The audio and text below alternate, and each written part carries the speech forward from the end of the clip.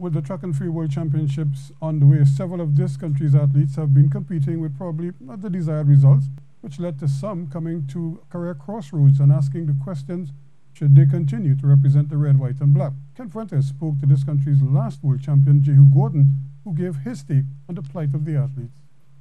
Gordon won gold in the men's 400 hurdles in 2013 to become this country's second world champion, behind Arthur Bolden's 1997 Athens 200-meter gold.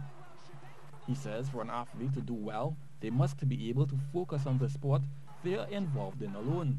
As an athlete, the less that you have to worry about is the more comfortable it will be and the better I think your performance would be. So in instances before, I know that the year that I was able to receive all my funding on time, that was the year that I won the World Championships. Not saying that that was the only factor, but you know, from the time I could probably pick up on an injury as fast as possible and do the necessary treatment, or don't have to worry about paying my rent when the rent is due when the month comes, you know, being able to get the right number of races or international competitions under my belt, it definitely augurs well into.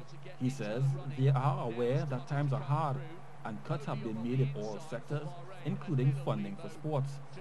I think it has been more of a concern now compared to before. Before you would get something, I think, you know, given the state that the country is in right now, I know the ministry had to make some budget cuts.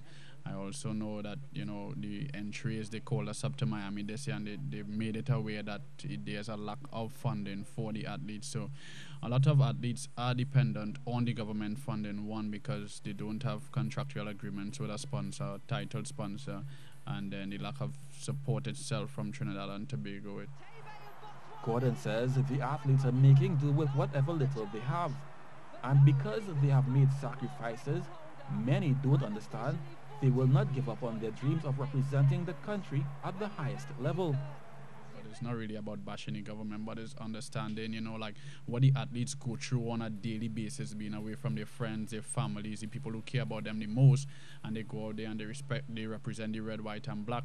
So even sometimes if you're not in the best situation possible, you're not going to leave 11 months of training to say, well, you know, I'm not going and do it now. You've already made so many sacrifices, as I said, being away from the people that care about you most.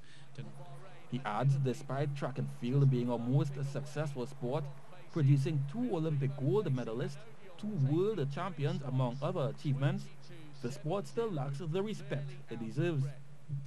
I just don't think that track is given the respect that is due. You see football, you see cricket, you know, they're always out there in the limelight, and a lot of support is given to those sports. You know, Trinidad, the culture that we're faced with is a more party-centered kind of culture. If it's not for the Olympic Games, most people are not going to really pay particular attention to track and field per se. But at the end of the day, track and field continues to bring in the most medals, you know, on an international basis. Jehue is hoping to be back in action shortly once he's medically cleared to resume full training. Kent Fuentes, C Sports.